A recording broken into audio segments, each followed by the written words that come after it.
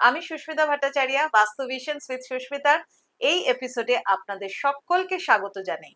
ভালো থাকুন এবং আপনাদের চারপাশটাকেও ভীষণভাবে ভালো রাখুন। আজকেও কিন্তু আমি কথা বলবো যে টপিক নিয়ে, সেটা হচ্ছে স্যাটার্ন নিয়ে কিন্তু আমি কথা বলবো।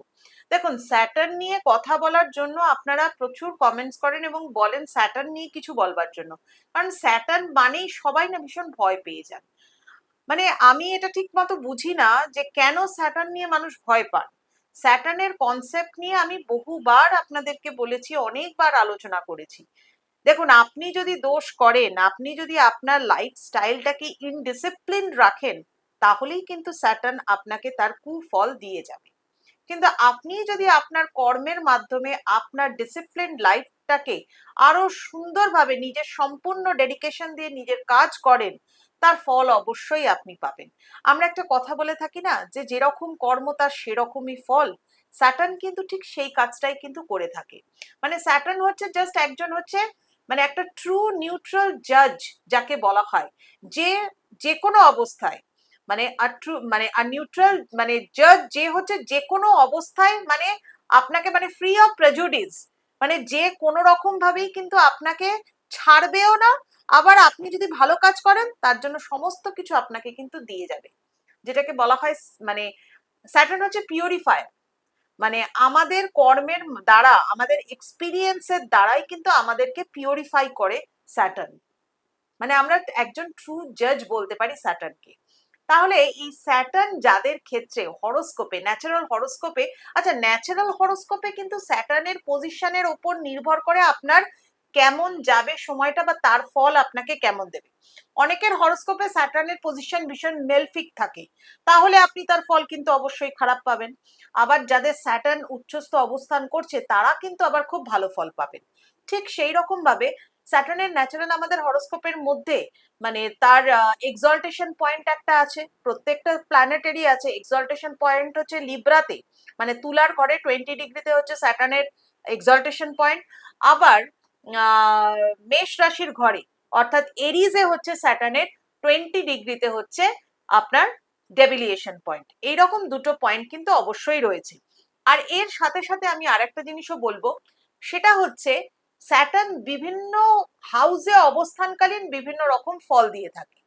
ঠিক সেই রকম ভাবে একটা পয়েন্ট বলি আপনাদেরকে, যদি স্যাটার্ন আপনার একাদশে অবস্থান করে, একাদশে স্যাটার্নের অবস্থান, মানে আপনার অর্থ আসার জায়গায় যদি স্যাটার্নের অবস্থান থাকে, একাদশের স্থানে যদি আপনার স্যাটার্নের অবস্থান থাকে, তাহলে আপনার কেমন যেতে পারে। বাস্তুগত দিক থেকে কিন্তু আমি বলবো, আপনি কিন্তু অ্যাসেট প্রপার্টি বহু দেরিতে তৈরি করতে পারবেন। একাদশে স্যাটার্ন কিন্তু আপনাকে একটা লেটে, অনেক লেটে গিয়ে আপনাকে বাস্তু নিজস্ব জমি বাড়ি, নিজস্ব ফ্ল্যাট, এগুলো অনেক দেরিতে দেবে। মানে প্রায় ধরে নিন এজ 55 হয়ে গেছে, তারপরে গিয়ে কিছু আপনি করতে পারলেন। আবার যদি আপনার দ্বাদশে স্যাটার্ন থাকে, 12th হাউসে স্যাটার্ন থাকে, তাহলে কিন্তু সেই স্যাটার্ন আপনাকে খুব তাড়াতাড়ি জীবনে অ্যাসেট প্রপার্টি, আপনি যখনই চিন্তা ভাবনা করবেন, যখনই উইশ করবেন কিছু করবার, সেটা কিন্তু আপনার জীবনে হয়ে যাবে। আপনি কিন্তু করতেও পারবেন সেটা। অ্যাসেট প্রপার্টি, বাস্তু নির্মাণের জন্য স্যাটার্ন দ্বাদশে থাকাটা খুবই শুভ। আবার যাদের 6th হাউসে স্যাটার্ন, ধরে নিন যাদের ষষ্ঠ স্থানে স্যাটার্ন বসে রয়েছে, মোটামুটি ভাবে তারা কিন্তু ওই 36 থেকে 39 বছর বয়স পার হলে তবে কিন্তু নিজের জীবনকে অনেক সুন্দরভাবে ফ্লারিশ করতে পারবেন। তারাও কিন্তু জমি বাড়ি ভূমি নিজেদের জন্য তৈরি করতে পারবে। তবে একটা পয়েন্ট আজকে আমি আপনাদেরকে বলে দিই, স্যাটার্ন যে পজিশনেই থাকুক না কেন আপনার বা মানে হরোস্কোপের মধ্যে, বা আপনি হয়তো শনির মহাদশার মধ্যে দিয়ে যাচ্ছেন, বা হয়তো আপনি শনির ঢাইয়া বা শনির সাড়ে সাতির মধ্যে দিয়ে যাচ্ছেন, একটা জিনিস কিন্তু করতে পারেন। সেটা হচ্ছে পশ্চিম দিকে ফেস করে বসে স্যাটার্নের একটা মন্ত্র যদি বলতে পারেন, এবং তার সাথে একটা যন্ত্রম, আমি আপনাদেরকে যন্ত্রমটা বলে দিচ্ছি, আপনারা নিজেরাই বাড়িতে সেই যন্ত্রমটাকে একটা হোয়াইট পেপারের মধ্যে ড্র করুন। কিছুই না, কিছু ডিজিট আপনাকে ড্র করতে হবে। দেখুন, আমি স্ক্রিনে আপনাদেরকে দেখাচ্ছি।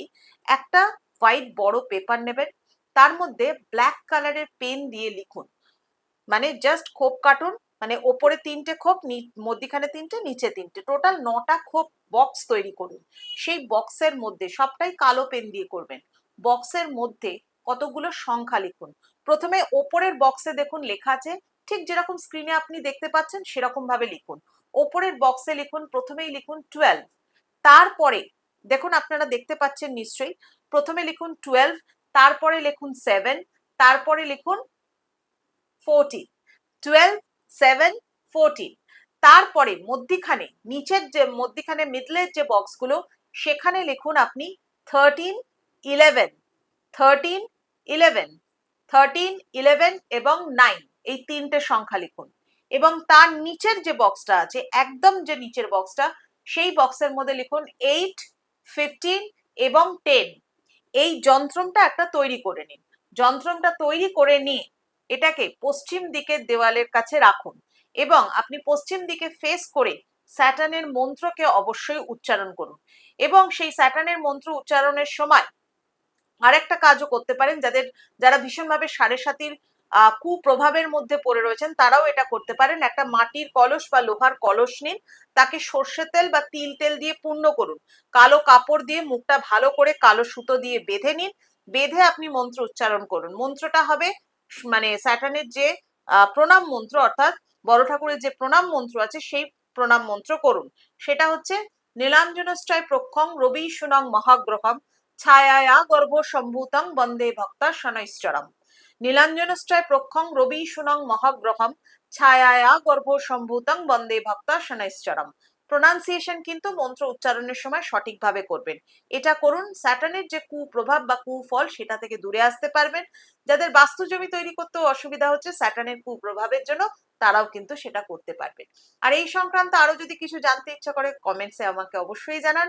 আর এই এপিসোডগুলো যদি আপনাদের ভালো লাগে, যদি সত্যিকারের ভালো লাগে, তাহলে অবশ্যই লাইক করবেন এবং দেখবেন একটা বেল আইকন রয়েছে, সেটা হচ্ছে সাবস্ক্রাইব করবার জন্য। আপনি সাবস্ক্রাইব করতে পারেন।